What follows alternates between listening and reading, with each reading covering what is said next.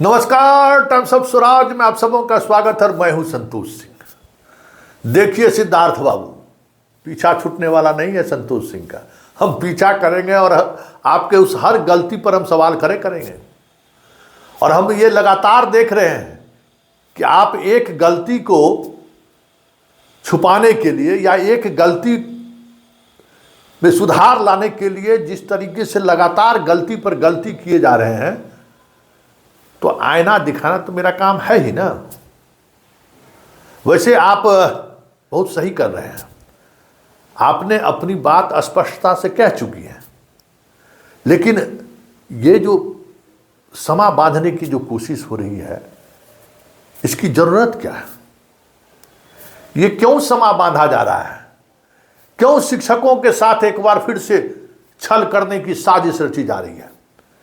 हम बार बार कह रहे हैं कि जब से आप शिक्षा विभाग के एसीएस बने हैं, आप जो चिट्ठी निकालते हैं वो, और उसके पीछे का छुपा हुआ जो एजेंडा है होता है, वो कई बार परिलक्षित होता हुआ दिख जाता है। अरे आप स्पष्टता के साथ चीज़ों को रखिए ना, क्या दिक्कत है? चीज़ों को स्पष्टता के साथ, पत्र में स्पष्टता, संकल्प में नियमावली कुछ, संकल्प कुछ, नोटिफिकेशन कुछ और ऐप में कुछ, ये करने की क्या जरूरत है? एक बार डिसीजन लीजिए और अपनी बात को रख दीजिए। देख लीजिए, हम बार बार कहते हैं आपको, या तो आप शिक्षा विभाग पर उस तरीके से नज़र नहीं रख रहे हैं, या फिर शिक्षा विभाग को भी आप घोड़सवारी की तरह देख रहे हैं कि गए कभी तो बुलेट भी चला लिए, कभी गए तो घोड़ा भी चला लिए, कभी गए तो हेलीकॉप्टरों उड़ा लिए। शिक्षा विभाग जो है ना, कैजुअल विभाग नहीं है। कैजुअली आप यहाँ के विभाग को, चीज़ों को नहीं ले सकते। यहाँ आपको समय देना पड़ेगा।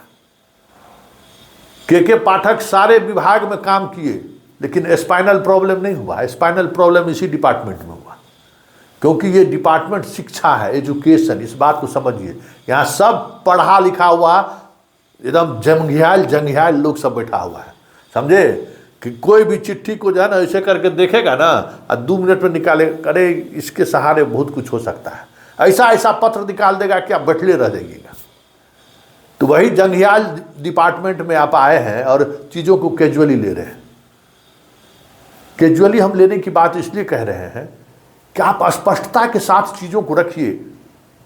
आप सुपर सीएम बनने की कोशिश मत करिए। जब सीएम ने कह दिया कि भाई सारी चीज़ें रद्द हो गई, कल अपने जो आपने नोटिफिकेशन निकाला है, एक बात और, विभाग के अंदर देखिए, विभाग के अंदर जो चीज़ें चल रही साफ दिख रही है कि भाई जब माध्यमिक के डायरेक्टर मौजूद हैं, तो ये प्राथमिक के डायरेक्टर माध्यमिक का से जुड़े हुए शिक्षकों का पत्र कैसे निकाल सकता है? भाई हमारा योगेंद्र बाबू जो है सो छुट्टी पर थोड़े हैं। योगेंद्र सिंह ऑन ड्यूटी है, सरकार की तरफ से उनका पोस्टिंग है कि भाई माध्यमिक डायरेक्टर वो हैं। तो फिर माध्यमिक डायरेक्टर से जुड़े हुए मुद्दों का पत्र प्राथमिक वाले से काहे निकाला जा रहा है? भाई कई सवाल हैं इस तरीके का। अब आइए सवाल पर, सीधा सवाल। शिक्षकगण फिर आपको छला जा रहा है, और आपको छला जा रहा है, आप तो आंख में पट्टी बांधे ही हुए हैं। आप कौन धृतराष्ट्र की पत्नी की तरह जो है, गंधारी की तरह आंख में आप पट्टी बांधे हुए, आंख में पट्टी बांधे हुए।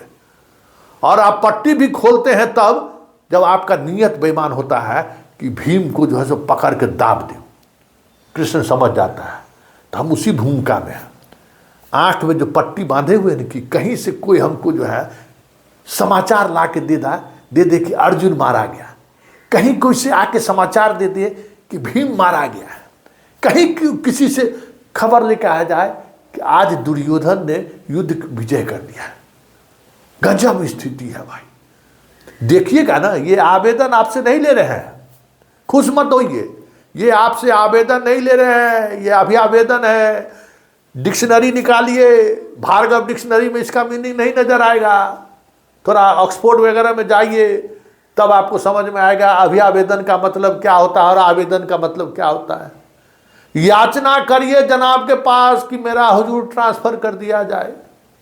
आपको राइट नहीं दिया है, आपको याचना करने के लिए कहा है कि आप याचना करिए कि हे ईश्वर, मेरे पिताजी बीमार हैं, हे ईश्वर, हमारी पत्नी हमसे बहुत दूर है, प्लीज हमको जाने के अनुमति दिया जाए। ये अभी आवेदन का मतलब यही है। आवेदन आप नहीं कर रहे हैं, तो इस बात को समझ जाइए। और सबसे बड़ी बात यह है कि जिस पर दस्तखत तक नहीं हुआ, जिस लेटर पर दस्तखत नहीं हुआ और 4 घंटे से वो प्रारूप शिक्षकों के व्हाट्सएप पर घूम रहा है, आप समझ जाइए कि कितना ताकतवर है ये लोग, किस तरीके से पूरे सिस्टम को हाईजैक करके रखा हुआ है। इस बात को समझिए। इसलिए हम बार बार कहते हैं कि इस तबादले के आड़ में आप लूट मत जाइए, इस तबादले के आड़ में आप सब कुछ खो मत दीजिए, इस तबादले के आड़ में बर्बाद मत होइए। आपका जो अधिकार है, आप जिस अधिकार के तहत तबादला चाहते हैं, उस अधिकार को लेकर कोई नियमावली सामने आए, इसकी मांग करिए। समझ गए? गंधारी मत बनिए और गंधारी की तरह जो है युधिष्ठिर के हार की कामना मत करिए। आप इस बात को समझिए, जिन सवालों को हम लगातार उठा रहे हैं, आखिरकार इनको निकालना पड़ा ना जी। ये जो आज पत्र निकाले हैं मिथिलेश कुमार, या क्या नाम है, पंकज कुमार, ये जो पत्र निकाले हैं, वो तो कल उस पत्र के साथ निकालते, पहले वो निकालते, तब फिर निकालते कि 1 से 15 तक आवेदन। कभी ऐसा देखे हैं? आप ही बताइए ना कि परीक्षा का तिथि कभी होता है क्या है कि परीक्षा का तिथि प्रोग्राम के साथ सब कुछ प्रारूप तैयार रहता है ना। कुछ नहीं, कुछ कर दिए, कल लिख दिया। शिक्षक सब परेशान हैं, रात भर कोई भी शिक्षक सोया नहीं कि 1 से 15 तक हमको फाइल करना है। क्या फाइल करना है पता नहीं है। उसमें आप लिख दिए कि विशेष स्रोत से पता चला है, तो विशेष स्रोत से पता चला तो आ गया चिट्ठी में सब कुछ।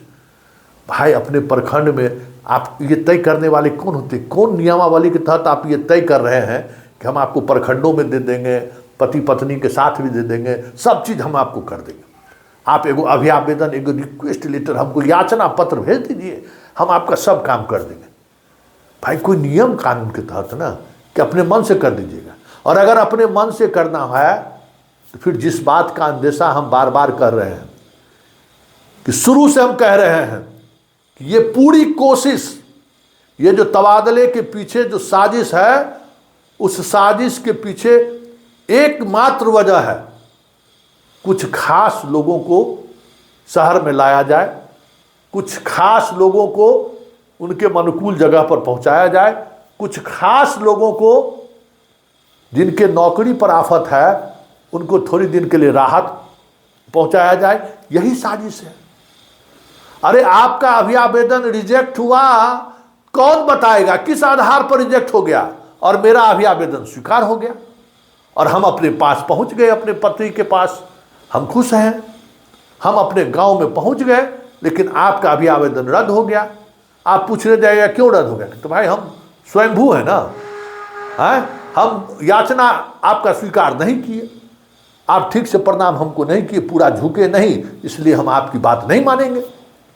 ये अभियावेदन तो यही है ना, मेरी मर्जी। आपने जो कहा है आवेदन में, जो आपने लिखा है, वो हमको पसंद आ गया, तो उस आवेदन को हम स्वीकार करके आपको अपने घर पहुंचा देंगे। ये आवेदन मुझे स्वीकार नहीं हुआ तो हम बात नहीं मानेंगे। अब आवेदन स्वीकार करने और अस्वीकार करने का क्या तरीका होगा, आप समझ सकते हैं। इसलिए हम बार बार तबादले को लेकर मेरी असहमति नहीं है। मेरी असहमति तबादले की उस प्रोसेस को लेकर है जिस प्रोसेस में पारदर्शिता नहीं झलक रही है। के पाठक, भाई देखिए क्या खेल चल रहा है। अरे, के पाठक तो करके गए ना, कर दीजिए ना उसी में भाई, जहाँ जिसको शिक्षा जो जिला अलॉट हुआ है, जाइए वहाँ आप अपना कीजिए, वहाँ वो अपना रिंडमाइजेशन करके जहाँ भेजना है भेज दीजिए। ये एक पूरा प्रोसेस में ट्रांसफ़र प्रोसेस हो रहा था, उसको कई तरह के लीगल मुद्दों को उसमें शामिल करके, कोई हाई कोर्ट गया, कोई बीबी गिरी जी के यहाँ घूम रहा है, कोई किसी के यहाँ घूम रहा है। ये करने की क्या जरूरत है? सब शिक्षक नियमावली को स्वीकार करके परीक्षा में शामिल हुआ था, परीक्षा में रिजल्ट निकला उसको भी स्वीकार किया, और जिनको जो जिला मिला वहाँ जाकर वो काउंसलिंग भी किए। तो फिर ये करने की जरूरत क्या हुआ? इसलिए शिक्षक, जितने शिक्षक हैं, गांधारी की भूमिका से बाहर निकलिए, गांधारी की भूमिका से बाहर निकलिए शिक्षकगण। और एक बात समझिए, ये जितनी तैयारी है, जिस तरीके से चीज़ें चल रही हैं, वो एक छल है, एक छलावा है, इसको छलावा मानते हैं। बार बार आपको हसीन सपने दिखाए जा रहे हैं, बार बार आपको एक ऐसा जैसे लग रहा है ना कि कोई बहुत ज़्यादा दबाव में शिक्षा विभाग है, पता नहीं किसके दबाव में है। उस दबाव को कैसे कम किया जाए, हर वक्त यही लगता है कि कुछ, अब ये आज का पत्र निकल गया तो अब अभी एक तारीख को जब तक नहीं आएगा तब तक विभाग दबाव मुक्त रहेगा। अब किसके दबाव में है भगवान जाने, कौन दबाव डाले जा रहा है वो तो ईश्वर ही जानता होगा। क्या थोड़ा देर रिलैक्स हो गया, आप थोड़ा चाय पानी में जो है सो थोड़ा ध्यान देंगे, 8 दिन जो है सो अब चुपचाप अब बैठे रहना है, फिर 1 तारीख को देखेंगे कि पोर्टल पर क्या आया, क्या हो रहा है, नहीं हो रहा है। 15 दिन, 1-2 दिन 15 दिन में जो है सो आवेदन जमा करने का है, फिर जमा होगा, फिर अभियावेदन पर विचार शुरू होगा। अब बताइए, अभियावेदन पर 1, 2, 4, 5, 10 आदमी का विचार होता है, 2.5 लाख आदमी जो अभियावेदन करेगा तो किस पर विचार कीजिएगा, किस पर विचार नहीं कीजिएगा। और अभी जो जिस तरीके से कहे हैं स्वास्थ्य वाला, सब आदमी आप सिविल सर्जन के यहाँ चढ़ावा लेके जाइए, कहिए कि हमारे पिताजी को कैंसर हो गया, हमारे माता जी को ब्रेन ट्यूमर हो गया, या हमको हमारा बच्चा का हो गया, या हम ही बीमार हैं। यही ना अभियावेदन में लोग लिखेगा कि अभियावेदन में और क्या लिखेगा, बीमार अशक्त बीमार में क्या, सख्त बीमार में आप क्या लिखिएगा, यही सब कीजिएगा। तो एक नए तरीके के का सिविल सर्जन के यहाँ जो दुकानदारी शुरू हो जाएगी, सिविल सर्जन के यहाँ एक अलग तरीके का जमात भीड़ बनना शुरू हो जाएगा। वो अलग अलग हर अस्पताल में इस बात को लेकर पैरवी पैगाम, और पूरा बिहार अस्त व्यस्त। 5 लाख शिक्षकों को अगर इस आधार पर तबादला होने लगे तो पूरा बिहार अस्त व्यस्त हो जाएगा ना जी। सिविल सर्जन से लेके बाकी सर्जन तक सब परेशान। उतना आवेदन आएगा, उसकी जांच होगी, सब अस्पताल में पता चला इलाज छोड़कर डॉक्टर जांचें कर रहा है, आला लगा कर देख रहा है, रिपोर्ट फर्जी बन रहा है, यही होगा ना।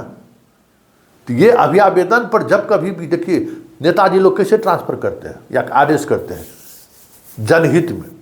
एगो बड़ी जबरदस्त हथियार इन लोगों को मिल गया है कि जनहित में, जनहित में ये काम किया जाए, मतलब सब ठिकरा जनता पर फोड़ देना है।